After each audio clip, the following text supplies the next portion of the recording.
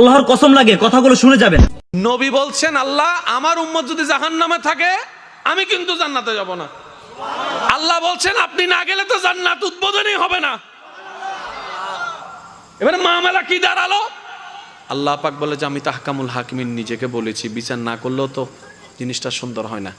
অনবী একটা কাজ করেন, ওয়ালা সৌফা ইউতিকা রাব্বুকা ফাতারদাত, আমি কাউকে বলি নাই, আপনাকে না বলেছি।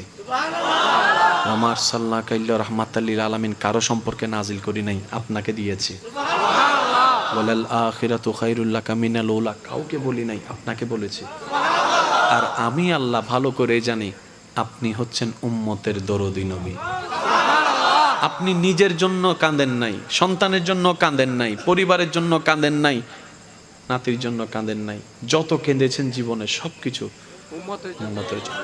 এমনকি হাসরের ময়দানে যখন সর্বপ্রথম আমাদের নবীকে আল্লাহর হুকুমে তোলা হবে, আমাদের নবী উঠেই জিব্রাইল আলাইহিস সালামকে প্রথম প্রশ্ন করবে, ও আমার ভাই জিব্রাইল, আমার উম্মতগুলা কোথায়?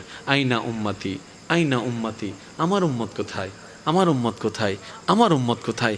আমি উঠার আগেই নাকি আমার উম্মতকে জাহান্নামে দিয়ে দিয়েছো নাকি?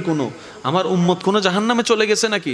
জিব্রাইল বলবে, ইয়া রাসূলুল্লাহ, প্রথমেই আপনাকে তোলা হয়েছে, এখনো আর কাউকে তোলা হয় নাই, প্রথমেই আপনি উঠেছেন। আমার নবী বলবে, আমার উম্মতগুলা কোথায়? জিব্রাইল বলবে, ইয়া রাসূলুল্লাহ, এখনো তারা উঠে নাই, উঠবে একটু পরে। নবী দৌড়াই চলে যাবে আল্লাহর রহমতের দরবারের দিকে।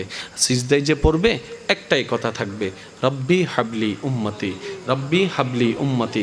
একটু মনোযোগ চাইবো আমি আশেকদের, রব্বি হাবলি উম্মতি, ও আল্লাহ আমার উম্মতগুলাকে আমাকে দিয়ে দাও। তো উম্মতের লিস্টির ভিতরে তো আবু বকর সিদ্দিকের নামও আছে, উম্মতের লিস্টির ভিতরে তো ফারুকে আজমের নামও আছে, উম্মতের লিস্টির ভিতরে তো সাহাবায়ে কেরাম আজমাইনের নাম আছে, উম্মতের লিস্টির ভিতরে তো আহলে বাইতের নাম আছে, উম্মতের লিস্টির ভিতরে তো তাবি তবে তাবি আল্লাহর ওলিদের জান্নাতীদের নাম আছে।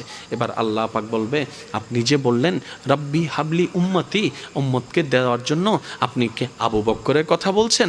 নবী বলে যে না, আমার আবু বক্করকে নিয়ে চিন্তা নাই, আমার ফারুককে নিয়ে চিন্তা নাই, আমার ওসমানকে নিয়ে চিন্তা নাই, আমার আলীকে নিয়ে চিন্তা নাই। ও আল্লাহ, আমার উম্মতের ভিতরে যারা জাহান্নামের অধিবাসী হবে ওই উম্মতগুলোকে আমাকে দিয়ে দাও। আল্লাহ বিচারক হয়ে বিচারও করবেন, জাহান্নামীকে জাহান্নামে দিয়ে দিবেন। আহকামুল হাকিমের দায়িত্ব শেষ। এবার নবীকে আল্লাহ সিজদায় যাওয়ার অনুমতি দিয়ে সুপারিশ করাবেন। নবীর সুপারিশ কবুল করতে করতে নবীর উম্মতকে, আল্লাহর বান্দাদেরকে জাহান্নামী থেকে জান্নাতি করে দিবেন। জগৎ জিজ্ঞেস করবে, মওলা জাহান